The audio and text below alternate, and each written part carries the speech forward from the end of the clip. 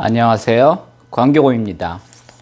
4월 7일부터 수도권 대부분 지역에 이제 분양권 전매가 풀렸습니다. 전매 제한이 풀려가지고 거래가 되고 있습니다. 요즘 수원에서도 분양권들이 아직 그렇게 활발하진 않지만 피가 낮은 거를 중심으로 꾸준히 이제 거래가 되고 있습니다. 분양권이라는 것은 건설회사가 이제 일반 분양한 아파트를 완공되기 전에 이제 사고 파는 거죠. 반면에 이제 입주권이라는 것은 기존에 이제 집을 가지고 있던 분들이 이제 재건축이나 재개발이 되면서 이제 뭐 형태는 같지만 여기는 기본적으로 이제 기존 주택을 가지고 있던 분들이기 때문에 지금도 이렇게 토지 지분을 가지고 있죠. 그래서 이제 입주권이라고 하고, 이거는 뭐 아무것도 없던 분들이 이제 청약해서 이제 분양권을 받은 그런 경우죠. 그래서 이제 구별이 되는 겁니다.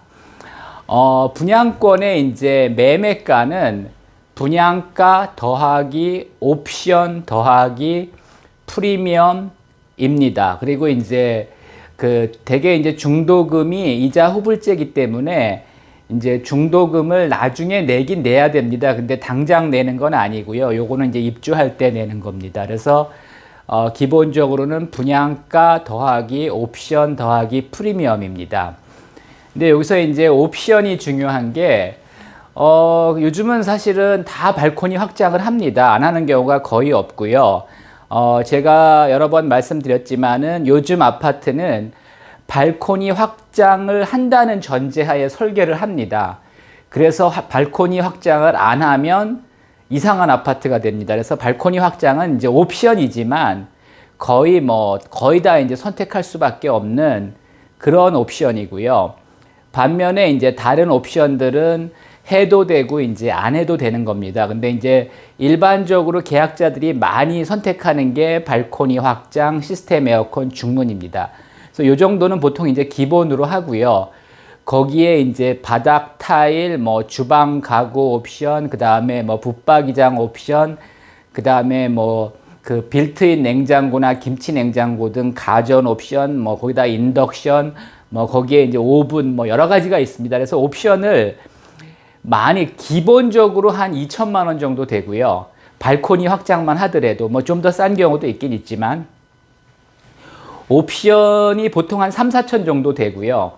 그 다음에 옵션을 많이 선택하는 경우는 1억까지 가능한 경우도 있습니다. 그래서 여러분들이 보통은 이제 분양가 더하기 프리미엄, 피 주면 사는 거 아닌가, 그런데 사실은 옵션 비용이 그렇게 만만치가 않고요. 3, 4천만 원이니까 이렇게 보통 3, 4천만 원이니까 이제 적은 돈은 아니죠. 그리고 이제 문제는 원 계약자들은 이제 자기가 원하는 거를 선택할 수가 있습니다. 그래서 이제 문제가 없는데, 이제 분양권을 사시는 분들은 원 계약자가 선택한 옵션을 승계할 수밖에 없습니다. 그러다 보니까 이제 취향이 다른 거죠. 원 계약자는 주방 가구 이런 거를 고급으로 하고 싶어서 선택을 했는데 나는 별로 안 하고 싶다.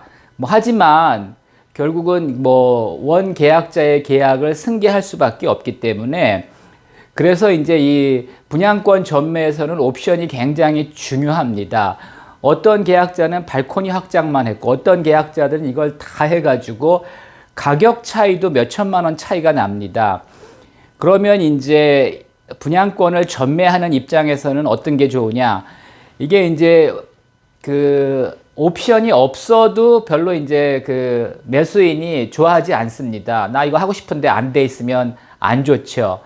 반면에 이제 너무 많아도 오히려 이제 잘 안 팔립니다. 그래서 지금도 이제 옵션 때문에 거래가 안 되는 것들도 꽤 있습니다. 그래서 옵션에 따라서 수천만 원 차이가 나기 때문에 요거를 사실은 잘 고려를 하셔야 됩니다. 그래서 필요 없는 거를 사야 할 수도 있고 또 필요한 게 없을 수도 있습니다. 그래서 옵션을 잘 체크하셔야 되고 옵션에 대한 예산도 따로 확보하셔야 됩니다. 그러면 이제 실제 분양권을 사는 거는 지금 바로 아파트를 전부 잔금 치고 입주하는 게 아니죠. 그래서 이제 하나 포레나 같은 경우를 예로 들 경우에는 이제 9월 말 입주인데 일단은 분양권만 사는 겁니다. 아직 뭐 잔금은 안 치른 거고요. 그래서 이제 실제 지급액이 얼마냐? 실제 지급액은 이제 계약금이 있고요. 거기에 이제 옵션 계약금이 있습니다. 그 다음에 이제 프리미엄이 있죠. 요거를 이제 지불해야 되는데, 보통 이제 중도금 대출은 40%에서 60%까지가 있습니다. 이게 이제 규제가 별로 없을 때는 60%까지 가능했는데, 뭐 21년, 22년에 분양한 것들은 이제 규제가 많아서 중도금 대출이 40%밖에 안 된 경우들이 있습니다. 그럴 경우 이제 중도금 20%를 이제 잔압해야 되는데, 중도금 잔압이 있을 경우에는 이 이제 분양권을 사시는 분이 계약금에, 옵션 계약금에, 프리미엄에 중도금 잔압분까지 내야지 이게 이제 명의 변경이 가능합니다. 그래서 이제 매수인들의 이제 부담이 커지는 거죠. 그리고 이제 중도금 대출은 일단은 매수인이 승계를 하게 됩니다. 근데 이제 입주할 때 이자 후불제니까 이자를 이제 매수인이 부담하게 됩니다. 그래서 결국은 그 이자까지도 사실은 매매가에 이제 포함이 돼야 되는데, 이거는 뭐 당장 그 지불하는 게 아니기 때문에 일반적으로 이제 빼고 계산을 합니다.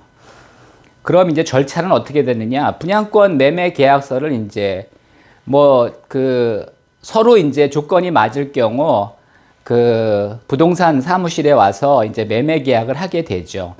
그러면 이제 매매가 그 계약금 치고, 이때 이제 계약금은 요 지급액 기준입니다. 그래서 요 지급액 기준으로 이제 매매 계약을 하고, 이제 중개사가 구청에 이제 부동산 거래 신고를 하죠. 그리고 이제 그 은행에 가서 매수인과 매도인이 같이 가서 이제 중도금 대출 승계를 해야 됩니다. 그리고 이제 잔금을 치게 되는 거죠. 요거에 대한 잔금입니다. 이 전체에 대한 잔금이 아니라.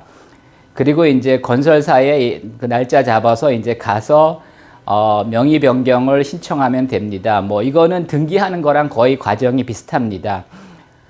분양권은 등기를 하지 않기 때문에 취득세는 없고요.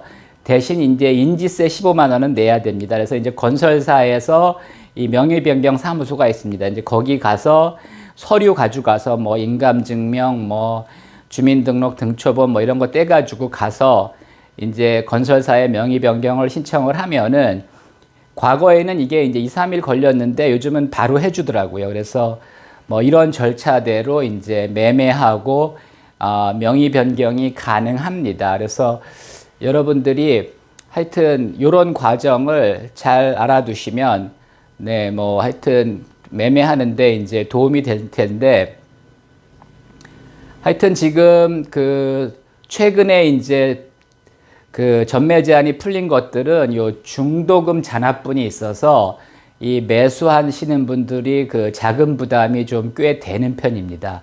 그래서 이제 일반적으로는 계약금 더하기 그 프리미엄만 내면 되는데, 요거 중도금 잔압분까지 이제 내야 되기 때문에 매수인들이 약간 부담이 되는 그런 상황이고, 요게 이제 준비가 안 돼서 아직 거래가 안 되는 경우가 많이 있습니다. 참고하시기 바랍니다.